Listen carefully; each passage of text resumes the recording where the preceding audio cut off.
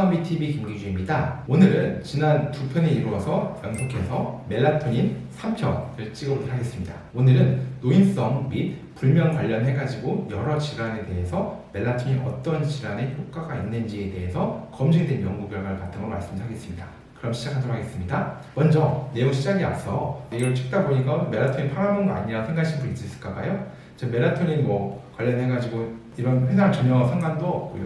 그쪽에서 협찬을 받는 것도 아니고 제가 그쪽에서 회사를 하거나 지분이 있는 것도 전혀 아니니까요. 또 저는 건강식품이 아닌 전문의약품이 더 좋다고 말씀드리고 있으니까 그에 대해서는 미리 참고하시기 바랍니다. 먼저 멜라토닌 같은 경우에 선망을 예방하는 효과가 있습니다. 많으신 환자들, 특히 파킨슨이나 알츠하이머 등 고령층에서 선망이 잘 유발되는 질환들이 있으신 분들 같은 경우에는 특히나 상태가 안 좋아지거나 하면 선망을 걱정하시는 경우가 많은데요. 이런 환자분들 같은 경우에 사실은 멜라토닌을 미리 투여하는 것만으로도 실제적으로 여러 연구에서 선망을 억제하는 효과가 꽤 있고, 실제 저희 병원에서 선망을 유발을 억제하고자 할 때, 예방하고자 할 때 많이 사용하고 있습니다. 물론 선망을 예방할 수 있는 다른 약제들이 몇 가지가 있긴 하지만 다른 약제들은 대부분 진정제, 수면제 계열이기 때문에 아니면 항절성 약물이기 때문에 아무래도 의존성 내성 문제뿐만 아니라 가라앉는 문제 등 여러 가지가 있을 수가 있는데요. 이 약은 매우 안전한 약이기 때문에 1차적으로 사용하기에 크게 지장이 없다고 보시면 될 것 같습니다. 두 번째로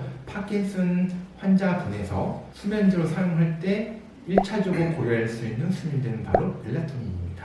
여러 가지 이유가 있겠지만 일단 파킨슨 자체가 기본적으로 매우 드문 조발형 이른 나이에 발생하는 게 아닌 대부분은 65세 이후에 발생하는 것도 아마 있을 거고요. 또 멜라토닌 자체가 사실은 수면만 유도하는 일주기를 걸쳐하는 것뿐만 아니라 사실은 항노화 작용도 일부 있고, 그리고 산소를 제거해주는 효과 또한 같이 있어서 아마도 정확한 메커니즘을 알 수가 없지만 이런 것들이 같이 있기 때문에 아무래도 파킨슨 환자에 1차적으로 사용할 수 있다라고 많이 알려져 있는 약제입니다. 또한 알츠하이머 환자에서 수면을 유도하는 데도 좋을 뿐만 아니라 일부 연구에서는 경부인지 장애나 일부 초기 알츠하이머 치매에서 멜라토닌을 쓰는 것만으로도 인지 개선 효과가 일부 있을 수 있다는 연구 결과까지 이미 나와 있는 상태입니다. 부작용 없는데 효과가 있을 수 있다.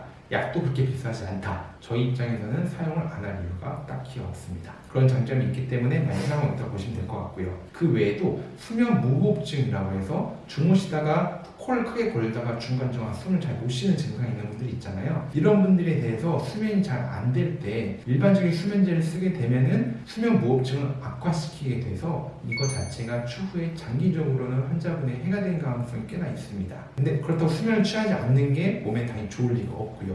그런 딜레마 있을 때 1차적으로 사용할 수 있는 것 또한 멜라토닌 제제입니다. 이 멜라토닌은 따로 근육을 너무 지나치게 이완시키거나 너무 가라앉히는 효과가 별로 없기 때문에 수면 무호흡증 환자에서 상대적으로 안전하게 사용할 수 있는 수면 유도 효과가 있는 약제라고 보시면 좋지 않을까 생각을 하고 있습니다. 마지막으로 RBD라고 해서 렘 수면 장애라는 질환이 있는데요. 이 렘 수면 장애 환자에 있으신 분들은 주무시다가 소리를 갑자기 지르시거나 아니면 주무를 휘두르거나 이런 분들, 파킨슨병이 있거나 또 파킨슨병 증후군에 단계 있는 분들이 많이 있는 질환인데요. 이런 질환에서도 치료제로서 사용할 수 있는 약제 중에 하나입니다. 물론 다른 치료제도 있긴 하지만 다른 치료제들은 수면제이거나 신경통 약인데 이 약제 자체가 또 부작용이 이거보다는 상대적으로 멜라토닌도 훨씬 상대적으로 많기 때문에 아마 이 약을 쓰게 되면은 상당히 장기간 쓰실 확률이 높아서 상대적으로 안전한 약, 약간 상호작용이라든가 부작용이라든가 의존성 내성이 상대적으로 적은 약을 고를 수밖에 없고 그 약이 멜라토닌이라고 생각되어집니다. 오늘 내용 여기까지입니다. 다음에 더 좋은 영상 찾아뵙겠습니다. 감사합니다.